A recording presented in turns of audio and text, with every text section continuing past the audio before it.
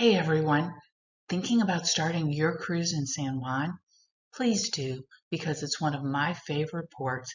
And if you want an amazing 7 to 10 day cruise with a stop in a port almost daily, then you want to start your cruise here.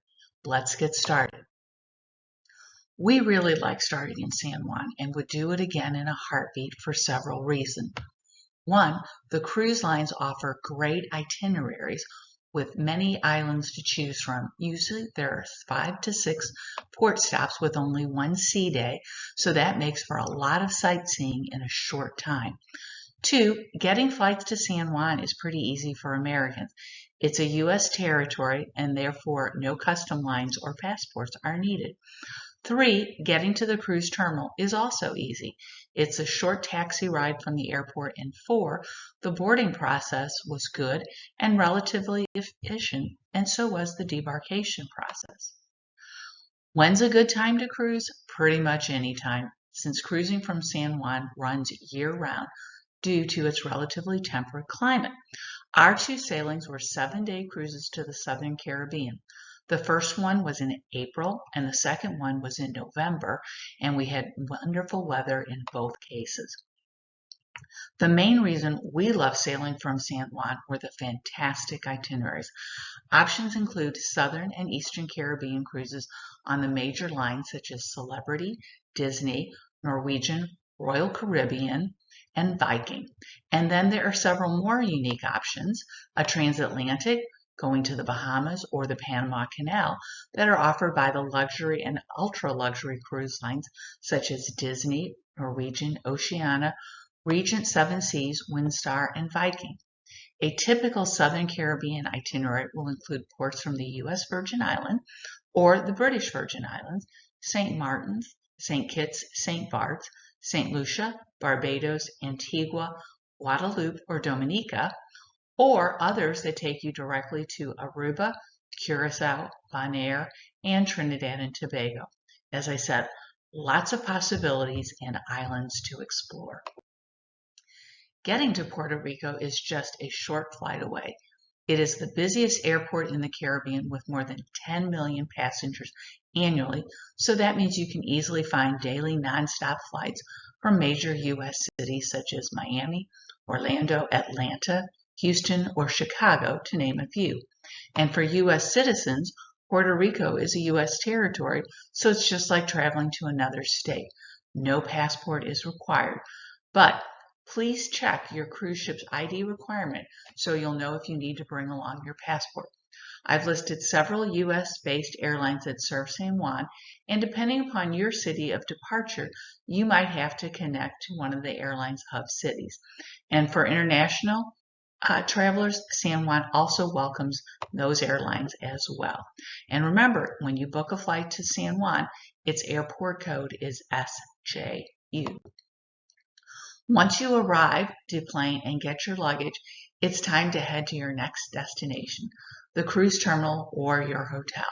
If you're coming into San Juan a day or two early for some sightseeing, you can book a hotel shuttle from one of the many hotels near the piers.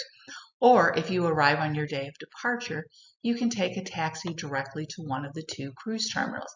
There are two types of taxis, tourist and regular. We opted for the tourist taxi, which charges by the zone of the city that your final destination is in. There's a taxi kiosk right outside the airport where you'll find an attendant who will secure a taxi for you and write down the cost of the fare for the driver. For San Juan departures, you can book a flight on the embarkation date since most of the cruise lines leave the port early to late evening. It looks like Disney is at the earliest at 5 p.m., while the other cruise lines such as Celebrity, Norwegian, and Royal Caribbean leave port at 8 p.m. or later. Since we've taken two cruises, we've done each option. We arrived a day early for exploring Old San Juan, and then on the second, we simply went directly to the cruise terminal, which was also very convenient. When we flew in on the day of departure, however, we used the cruise's airline reservation option so that we were guaranteed that the ship would wait for us if we were delayed, and simply took a taxi cab to the terminal. As I noted before, there are two cruise ports in San Juan, the Old San Juan Pier and the Pan American Pier. The Old San Juan Pier is the most convenient for cruisers who come in a day early. You can spend the day exploring Old San Juan and then take a cab ride or walk the short 7 blocks from the many hotels to the actual cruise terminal. Many hotels will store your luggage for you until it's time for you to go to the terminal. This terminal, the Old San Juan, has several piers. I've shown which cruise lines sail from the specific piers. For our first cruise with Carnival, the cruise terminal was easy to get to as well as to board the ship.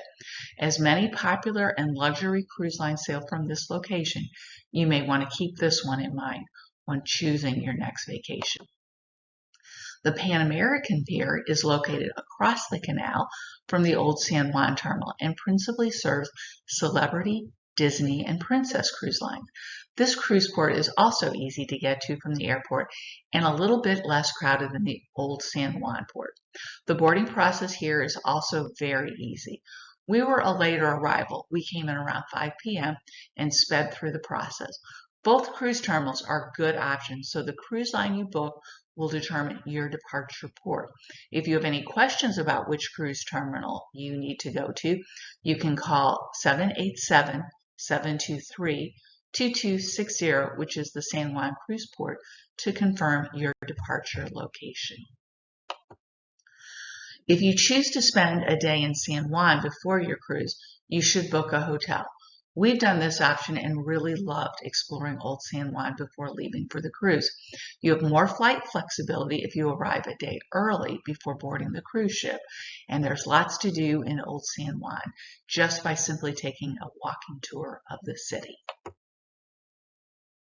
The most convenient hotel for the Old San Juan Cruise Terminal is the Sheraton Old San Juan Hotel and Casino, which is just across the street from the pier.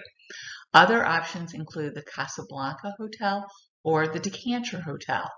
We stayed at a boutique hotel, the SJ Suite. It was not fancy, just 3 stars, but it was clean with a local flair and was also convenient for us to explore Old San Juan. We toured several historic sites such as the Castillo San Felipe del Morro, enjoyed breakfast at a local eatery, watched kites fly, and sipped on a pina colada since the drink was invented in San Juan, all before boarding the ship. The Pan American Pier is across the canal, so if you want to go to Old San Juan, you'll have to book a taxi or tour to see it. It's a 15-minute cab ride there. Hotel options for this cruise terminal are the Sheraton Puerto Rico Resort and Casino, the Hyatt House, or the Aloft San Juan. Some comments on the boarding process that apply to either cruise terminal. Your bag drop-off is easy and convenient. It goes more smoothly if you have your cruise tags attached to your luggage. And the boarding process is pretty typical. Waiting lines are set up based on your boarding time, and there's a separate area where you can wait if you arrive early. These lines moved along fairly quickly. The screening process, X-rays of your carry-on bags, is also pretty standard. Make sure you have your cruise boarding pass and ID to help speed up the process. Once through security, it's a short walk up the escalator and then through some switchback ramps to get to the ship.